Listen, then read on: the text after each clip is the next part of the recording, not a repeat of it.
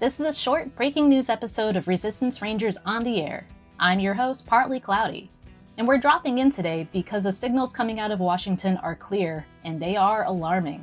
The administration released its proposed FY 2027 budget on April 3rd, 2026, and it presents a direct assault on the integrity of our public lands and the people who have dedicated their lives to protecting them. This isn't just about numbers on a spreadsheet. It's about a fundamental shift in how we value our collective heritage and our environment. The proposed budget for the Department of the Interior represents a calculated dismantling of the National Park Service. While the administration frames the proposal as a move towards efficiency and visitor-facing realignment, the numbers tell a much bleaker story. With a requested $757 million reduction in NPS operations, which is a cut of roughly 26%, we are looking at the potential elimination of thousands of positions.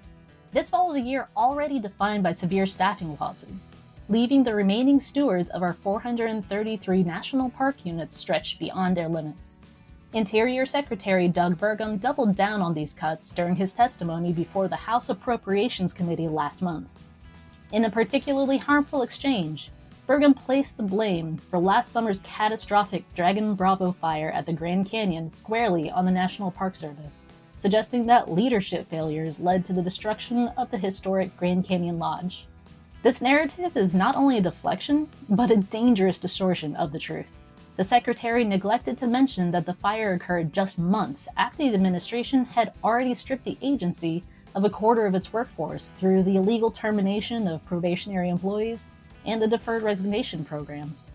To blame the remaining overworked staff for lack of suppression while simultaneously proposing to slash their resources even further is a direct insult to those on the front lines.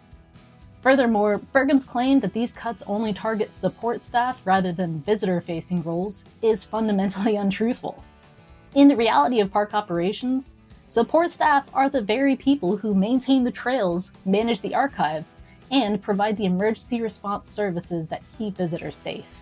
By framing these 3,000 proposed job losses as a modernization effort, the Secretary is attempting to mask a clear agenda: the dismantling of federal land management in favor of private interest and energy dominance. The harm of this budget extends deeply into the preservation of our history. The proposal slashes the Historic Preservation Fund by 94% and the Heritage Partnership Program entirely, essentially zeroing out the resources that tribal nations and local communities rely on to protect irreplaceable cultural sites. Furthermore, the construction budget is set to drop by 45%, which leaves less than $40 million to address a multi-billion-dollar maintenance backlog.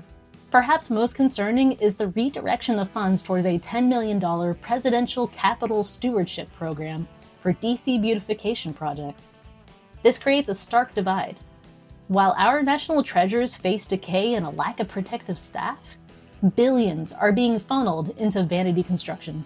We cannot allow these cuts or this harmful rhetoric to go unchallenged. We are at a crossroads where the very concept of public land is being redefined as a secondary priority to political optics. Please call your congressional leaders today. Tell them to reject the president's proposed FY 27 budget in its entirety. Demand that they fund the National Park Service and all of the Department of the Interior properly, and restore the staffing levels necessary to keep these places safe and accessible. We cannot let our history be erased through a line-item veto, or let our future be burned away by neglect.